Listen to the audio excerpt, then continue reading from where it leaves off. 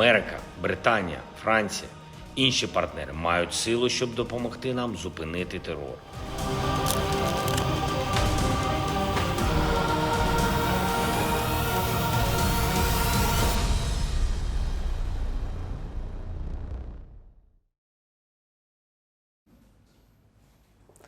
It's a relentless onslaught from Russia, something we haven't seen in a while. For months, the battle was being fought in the trenches, close and intense fighting.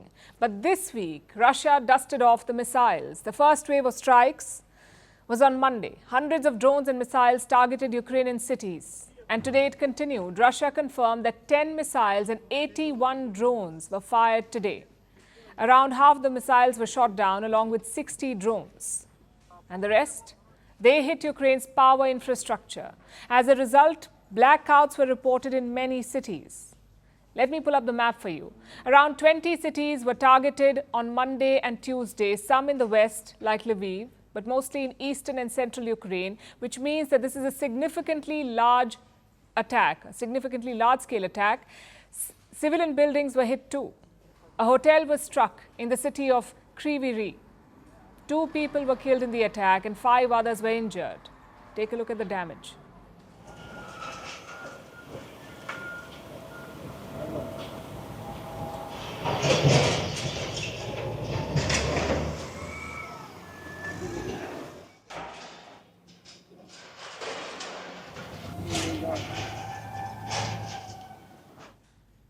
In Zaporizhia, Russia struck a house. Survivors say the drone hit the building at around 2 a.m. local time. Some of them escaped the rubble.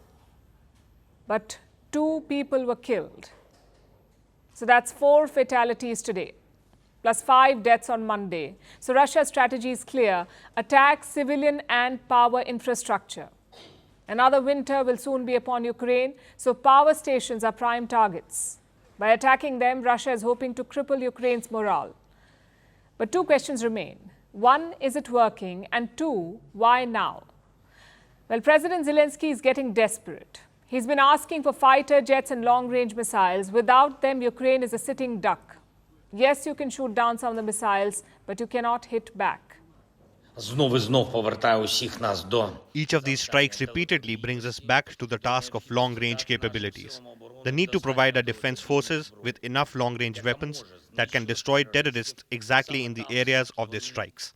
Defenders of life should face no restrictions on weapons. While Russia uses all kinds of its own weapons, as well as Shahed drones and ballistic missiles from North Korea, the United States, the United Kingdom, France, and other partners have the power to help us stop terror. Let me explain Zelensky's logic here. Russia fires most of its drones and missiles from nearby regions like Belgorod or Kursk or Crimea or the Black Sea. So Zelensky says, give me long-range weapons.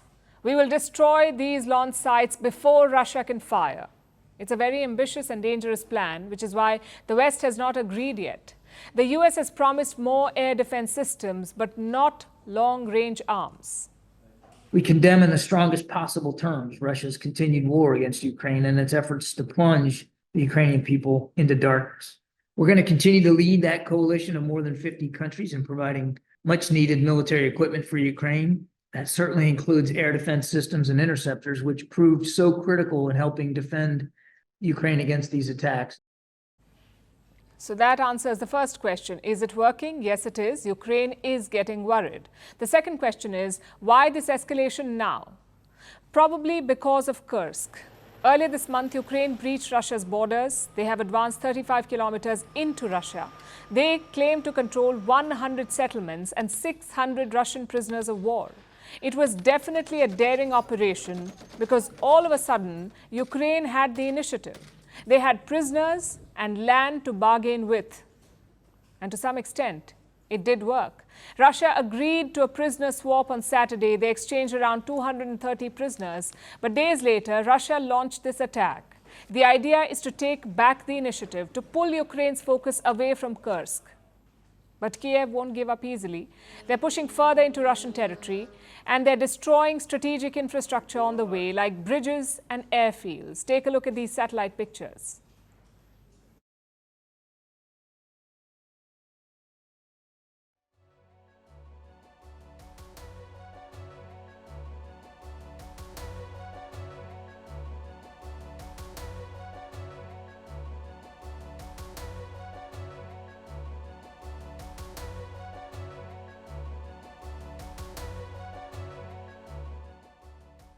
Now, Kyiv's goal is quite clear: use this captured land to negotiate with Moscow. But it's a very risky plan. Like I said, Ukraine is 35 kilometers inside Russian land, so the supply lines are stretched. How long before Russia cuts them off? And don't forget the other front. Ukraine may be making gains in Kursk, but they're also losing ground on the eastern front, where the actual war is unfolding. The army chief himself has admitted that it's a tough fight. The situation on the Pokrovsk front is fairly difficult. Throughout the last week, 50 battles take place per day on average. The enemy is using its advantage in personnel, weapons and military equipment. Russia is actively using artillery and aviation. Do you see the absurdity of this? Ukraine is capturing land it has no intention of holding, all the while losing land that it already has. This is a very dangerous spiral. It makes you wonder who's talking about peace here. Surprisingly, China is. Their special envoy held talks with Indonesia, Brazil and South Africa. Afterwards, he urged nations to support China's peace plan. Russia has said that it's open to it, but Ukraine is non-committal. And talk about timing. China remembers peace immediately after the Indian Prime Minister visited Kyiv. Modi actually spoke to Putin today. He told him the same thing that he told Zelensky, that India wants an early and peaceful resolution. Yesterday, Prime Minister Modi also spoke to US President Joe Biden. He briefed Biden on his visit to Kyiv. He also called for a peaceful resolution of the war. But recent events suggest the opposite. This war has already put one nuclear facility in danger. If Ukraine has its way, it could soon be two.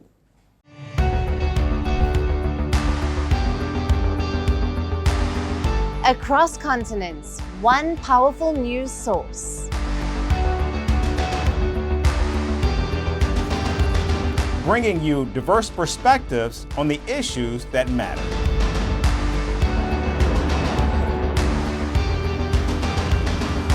We go beyond the boundaries to give you that little extra about every sporting moment.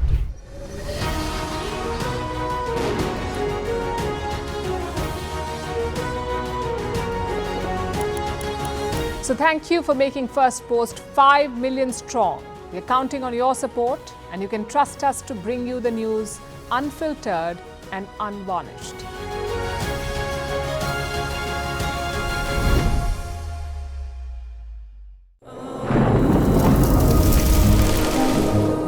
Climate change is on our doorstep.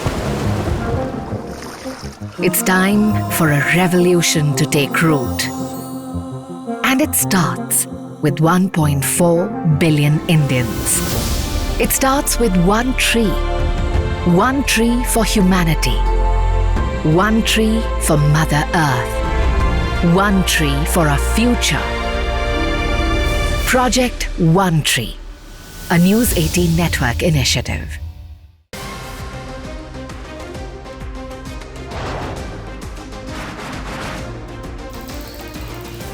On the show today, the T20 World Cup bandwagon has moved across to the West Indies. What can you expect from this?